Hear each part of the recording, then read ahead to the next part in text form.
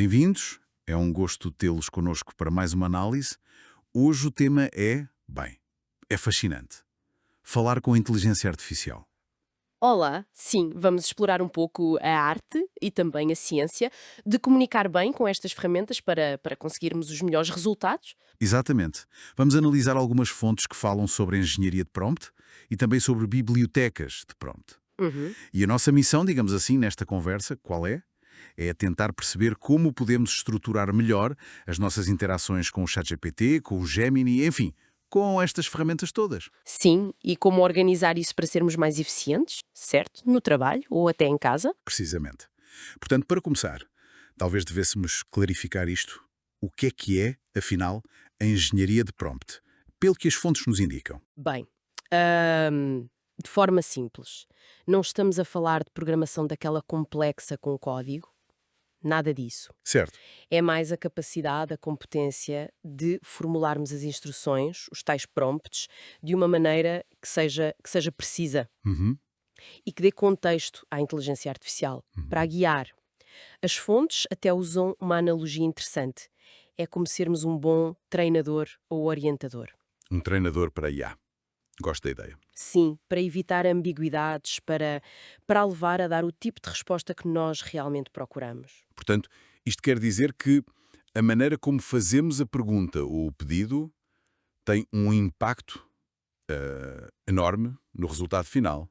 Não é só atirar uma pergunta qualquer. Exatamente. Faz toda a diferença. As fontes dão exemplos muito claros. Pensemos num pedido assim, vago.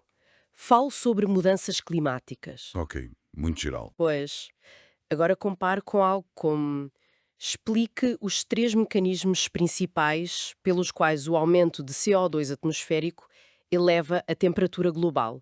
Detalhe as interações entre eles e, se possível, use analogias simples para facilitar a compreensão. Isso é completamente diferente, muito mais específico. Precisamente. O segundo pedido define o quê? Como a profundidade, até o estilo que esperamos, orienta a IA de uma forma, bem, muito mais eficaz. E esta orientação, esta forma de pedir, pode variar, imagino. As fontes falam em tipos diferentes de prompt, certo? Sim, sim.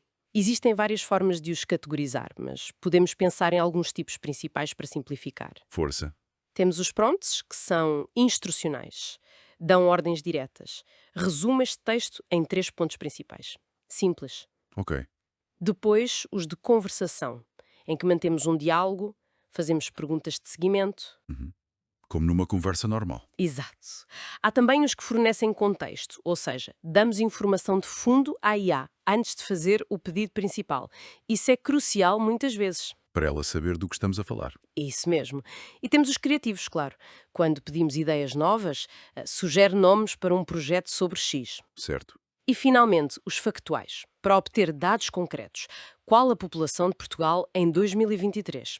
O mais importante, seja qual for o tipo, é mesmo a clareza. A clareza da nossa intenção e a especificidade. Aliás, muitas vezes, combinar vários tipos num só prompt pode ser bastante eficaz. Percebo. Faz sentido. E ainda dentro desta lógica de refinar a interação, há uma técnica que os fundos mencionam que me pareceu interessante. Atribuir uma persona à IA. Como é que isso funciona na prática? A persona é uma técnica útil. Basicamente, instruímos a IA a assumir um papel específico. Como um ator. Quase isso. Por exemplo, podemos dizer: haja como um guia turístico experiente em Lisboa e sugira um roteiro de 2 dias para quem visita pela primeira vez, focado em história e gastronomia. Entendo. Em vez de pedir apenas o roteiro. Exato. As fontes indicam que isto ajuda a moldar não só o conteúdo, mas também o tom da resposta, o estilo, a perspectiva, Torna a resposta mais adequada ao que queremos. e muito mais ajustada, sim. A IA tenta, dentro das suas capacidades, claro, emular aquela identidade profissional ou aquele caráter que lhe pedimos. Interessante. Agora, para quem usa estas ferramentas com frequência, imagino que andar sempre a inventar estes prompts detalhados possa ser cansativo, ou podemos esquecer-nos de um que funcionou bem, Pois pode. e é aqui que entram as tais bibliotecas de prompts, imagino. O que são exatamente? Exatamente. As bibliotecas de prompt são repositórios, sítios onde guardamos e organizamos os prompts que já usamos e que se mostraram eficazes para certas tarefas. Ah, como um livro de receitas pessoal para a IA. É uma boa analogia. Permitem reutilizar, claro, mas também refinar. Podemos pegar num prompt antigo e melhorá-lo. E até partilhar com colegas, se for o caso. Uhum. Isto, como é óbvio, representa uma poupança de tempo considerável e ajuda a garantir mais consistência e também qualidade nos resultados que obtemos. E como é que se criam essas bibliotecas? Precisa de software especial? Nem por isso. As fontes sugerem que pode ser algo tão simples como uma folha de cálculo ou usar aplicações de notas que muitos já usam, como o Notion ou o Evernote. Ok, ferramentas do dia a dia? Sim, o importante é a organização. Passamos de ter pedidos soltos que se perdem para uma gestão mais sistemática do nosso conhecimento sobre como interagir eficazmente com a IA. Faz todo o sentido em termos de eficiência. E olhando agora para os benefícios mais concretos, onde é que estas técnicas de comunicação mais apuradas, esta engenharia de prompts, estão realmente a ter um impacto visível? As fontes mencionam exemplos na saúde, na tecnologia. Sim, os impactos já são bastante visíveis em várias áreas. Na saúde, por exemplo, as fontes apontam para o uso no apoio à decisão clínica. Como assim?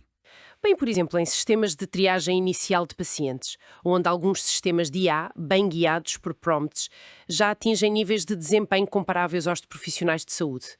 Ou na análise muito mais rápida de grandes volumes de literatura médica, artigos científicos, relatórios. Isso deve poupar imenso tempo. Sem dúvida. E também na automação de tarefas administrativas nos hospitais ou clínicas. Mas, e isto é um grande mas, Sim. as fontes são unânimes em sublinhar a necessidade absoluta de validação por profissionais humanos.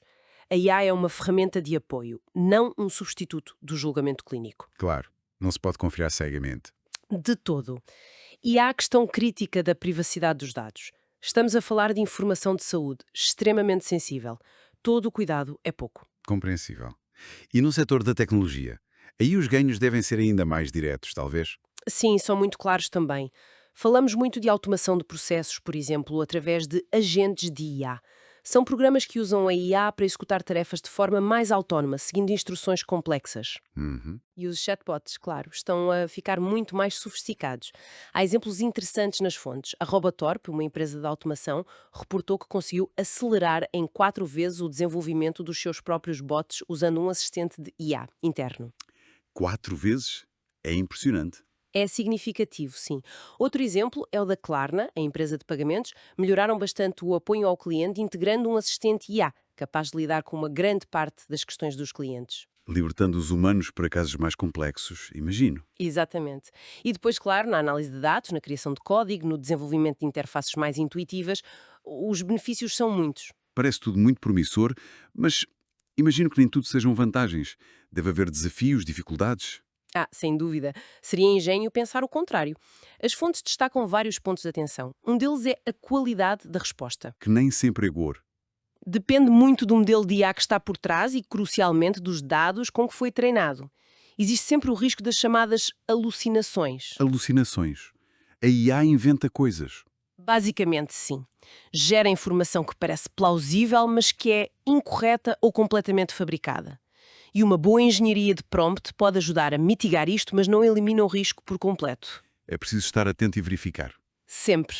Outro desafio é o custo computacional. Operar estes modelos grandes, especialmente em larga escala, consome muita energia e recursos. Uhum. E depois, claro, entramos nas questões éticas, que são fundamentais. Os vieses presentes nos dados de treino podem levar a IA a dar respostas parciais, injustas ou até discriminatórias. Isso é preocupante. É muito preocupante. E temos as questões da desinformação, da facilidade com que se pode gerar conteúdo falso e a privacidade, como já falamos na saúde, mas que se aplica a muitos outros contextos. Portanto, usar bem a engenharia de prompts não é só uma questão técnica. Não, de todo. Existe também responsabilidade, uma consciência ética sobre como e para que usamos estas ferramentas. Bem, fizemos aqui um percurso interessante, desde o que é a engenharia de prompt até aos seus desafios. Se tivéssemos que sintetizar a nossa análise, qual diria que é a principal mensagem a reter disto tudo? Eu diria que a conclusão central é que saber comunicar bem com a inteligência artificial está rapidamente a tornar-se uma competência.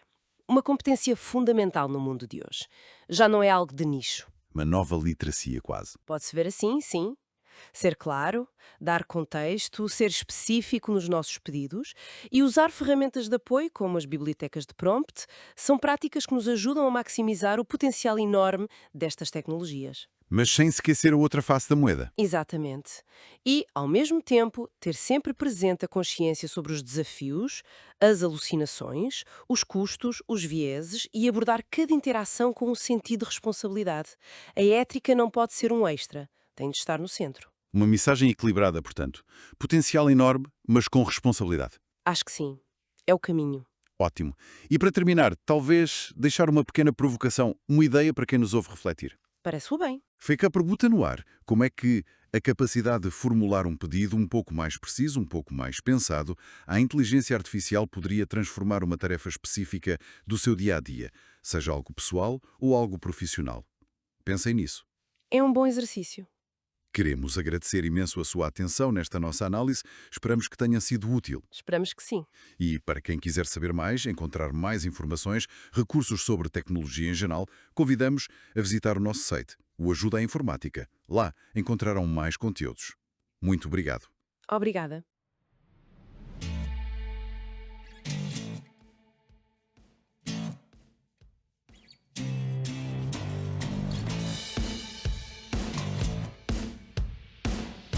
Ficha técnica. Este episódio foi preparado com o apoio da aplicação Google Notebook LM.